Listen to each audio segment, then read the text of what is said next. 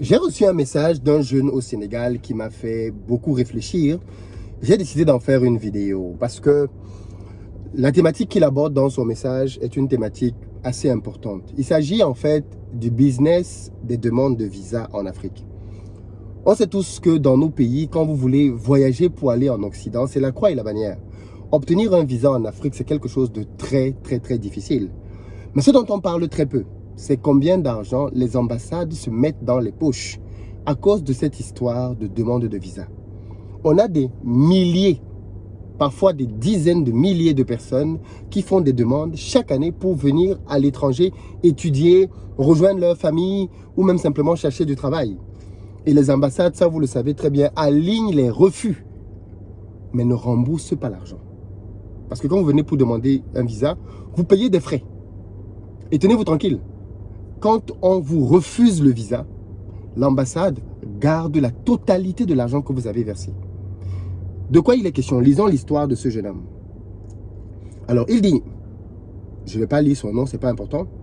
Il commence en disant, j'aimerais vraiment attirer l'attention de tous sur quelque chose qui me tient vraiment à cœur.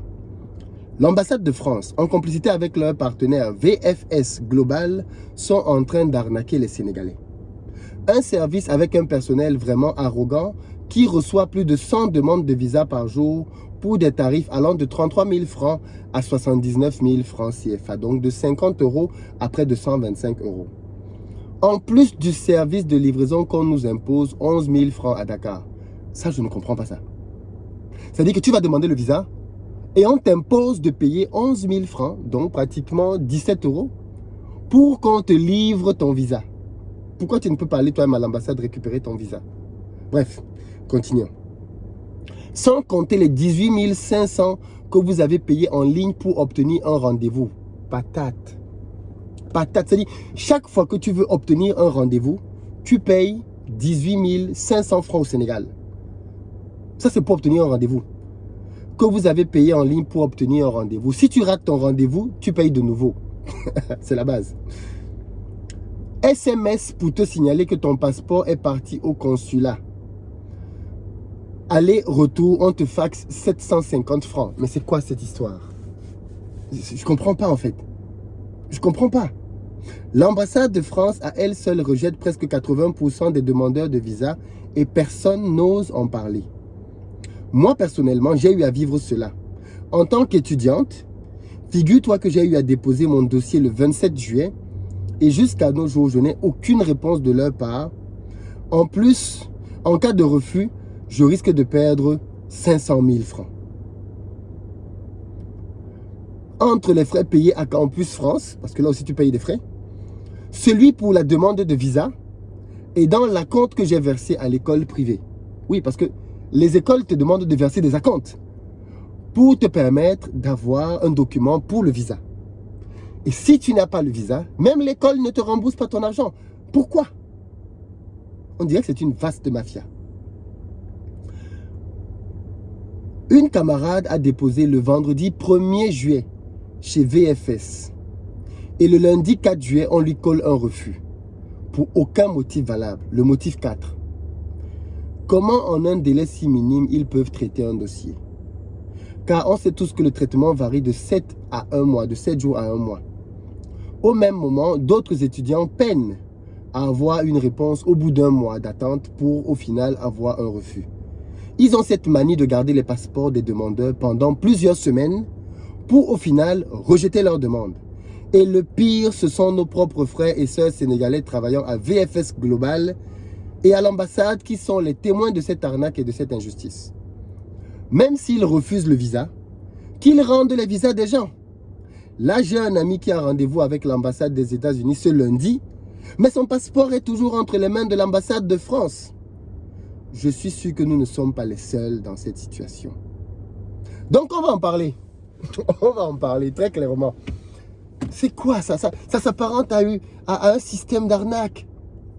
Je suis désolé de dire ça, mais c'est du raquettage. Pourquoi facturer tout ça?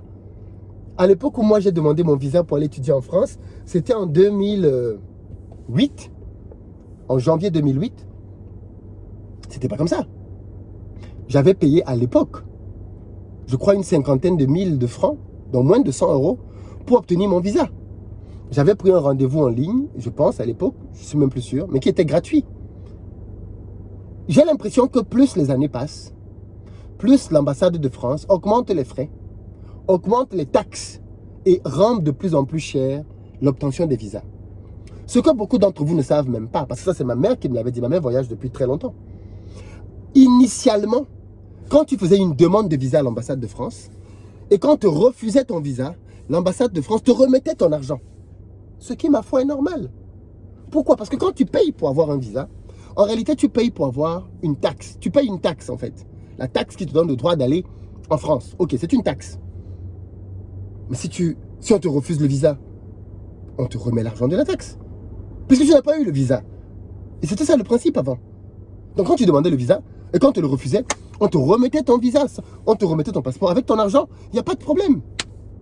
Le personnel qui est au consulat de France, il est payé par l'État français pour faire les entretiens aux gens.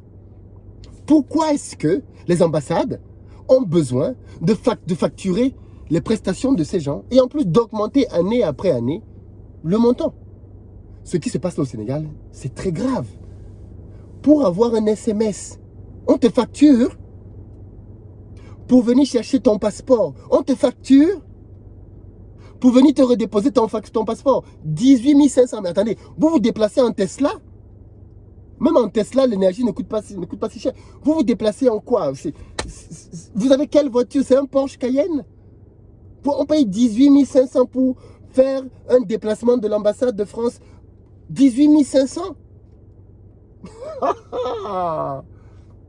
Patate. Mais j'ai décidé de faire le calcul et on va le faire ensemble. J'ai décidé de faire le calcul. Je me suis dit, bon, on va faire un calcul pour voir à peu près combien l'ambassade de France peut gagner par an, rien qu'avec cette histoire de visa. Écoutez bien, hein, rien qu'avec cette histoire de visa, combien l'ambassade de France peut gagner dans les différents pays. Il est évident que, en fonction du nombre de personnes qui font les demandes de visa, le montant va être différent. Mais bon, je suis parti sur quelques bases et on va les prendre ensemble. Vous savez que quand vous allez faire votre entretien à l'ambassade de France, vous avez plusieurs guichets. C'est-à-dire que vous avez plusieurs personnes qui passent les entretiens. Il n'y a pas une seule. Supposons que dans l'ambassade de France au Cameroun, supposons, c'est un exemple, il y a 5 personnes qui passent les entretiens. Donc vous avez 5 postes.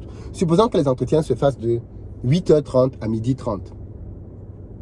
Ou alors, du moins, midi, parce que je crois qu'il prolonge un peu. 8h30, 13h30, c'est un exemple. Ça fait 5 heures de travail. OK? 5 heures de travail. Supposons que donc, chaque personne, parmi les 5 personnes, fasse un entretien en 15 minutes, parce que je pense que c'est le délai. 15 minutes, c'est le délai. OK?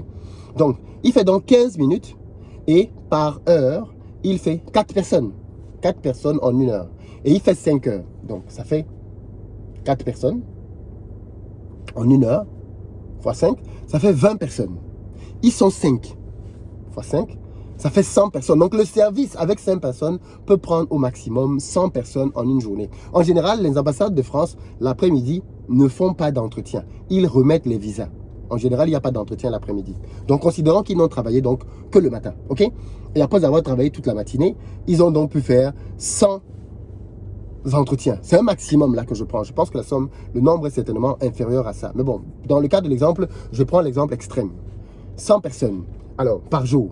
Combien de jours travailler? Ils travaillent donc 100 personnes par semaine. C'est 5 jours de travail du lundi au vendredi. Et on considère donc, si on considère 52 semaines, ça veut dire qu'ils travaillent toute l'année. Oh, c'est pas vrai. Il y a un mois de vacances. Donc, considérons 51, arrondissons même avec les jours fériés, enlevant 2 semaines pour les jours fériés. OK? Ça fait donc moins 3 semaines. Moins 3 semaines. Donc, non, moins, excusez-moi, je me suis trompé. On enlève un mois de vacances. Ça fait 4 semaines. OK? Ensuite, on enlève 2 semaines pour les fériés. Ça fait 6 semaines. Donc, on passe de 52 semaines pour une année à 46 semaines. Donc, je fais 500 fois 46. Ça fait donc 500. Là, je commence à m'emmêler les pinceaux. 46 semaines en un an. Et oui, 500, oui, puisqu'on avait fait 100 fois 5. On est à 23 000. 23 000. OK? 23 000 demandeurs de visa. Dans l'exemple que je viens de prendre. 23 000 demandeurs de visa. Les 23 000 demandeurs de visa, supposons qu'ils payent 125 € pour avoir un visa. 125 euros. On est à 2 875 000 euros. Donc pratiquement 3 millions d'euros, donc pratiquement 2 milliards de francs CFA. Waouh. Ok. Où va cet argent? Non mais honnêtement, supposons, là j'ai pris des exemples extrêmes, ok? Divisons même par 2. On divise ça par 2, on est pratiquement à 1,5 million. 1,5 million d'euros, ça fait 1 milliard de francs CFA. Tous les ans. Payés par des Africains qui veulent venir en Europe. Au fond, ce qui me gêne dans ce sujet, c'est pas... Comment je vais dire ça? C'est pas le fait que ce soit payant. Il y a des pays où le visa est plus cher que la France, ok? Les Américains, par exemple, appliquent le principe de réciprocité. Donc, ils vous appliquent le même principe ils vous appliquent le même montant que vous appliquez aux Américains qui veulent venir dans votre pays. La France, je pense qu'elle doit faire quelque chose de similaire. Donc, c'est pas le fait que ce soit payant, puisque nos propres pays ont des visas, ont des prix de visa exorbitants. Je ne sais pas si un visa pour le Cameroun, c'est 125 euros. 125 euros. Et attention, quand vous allez demander le visa, le montant qui est écrit dessus, c'est pas 125 euros. Hein. Mais bon, ça, c'est un autre sujet. Mais la question qui me turlupine ici, c'est pourquoi on te facture quand on te refuse le visa? Quand on sait que plus de la moitié des demandes de visa sont refusées, pourquoi est-ce que l'ambassade ne rembourse pas les gens? Pourquoi est-ce que l'ambassade garde tout cet argent? Pourquoi? Pourquoi? Moi, j'aimerais bien vous entendre là-dessus. C'est un sujet qui, je pense, mérite d'être discuté.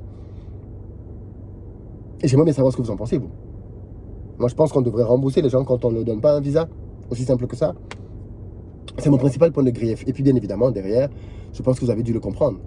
Diminuer tous ces frais. Il y a des frais de visa, des frais de 18 500 francs au Sénégal pour réserver une place. Et après, tu vas payer plus de 70 000 francs pour ton entretien. Et après, tu payes encore des frais pour qu'on vienne, pour t'envoyer un SMS.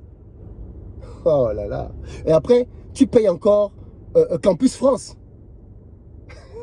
Et après, tu payes encore l'école en France qui te demande un acompte. Et après, tu payes encore l'AVS. À moins que tu passes par Studeli qui a des frais réduits. Mais c'est un business de malade. Il y a trop d'argent dans ce truc. Trop d'argent. Et je ne sais pas ce que vous en pensez, mais moi je trouve que c'est chaud quand même. C'est vraiment, vraiment chaud. Dites-moi ce que vous en pensez. Et partagez la vidéo. Je pense que le sujet mérite d'être abordé davantage.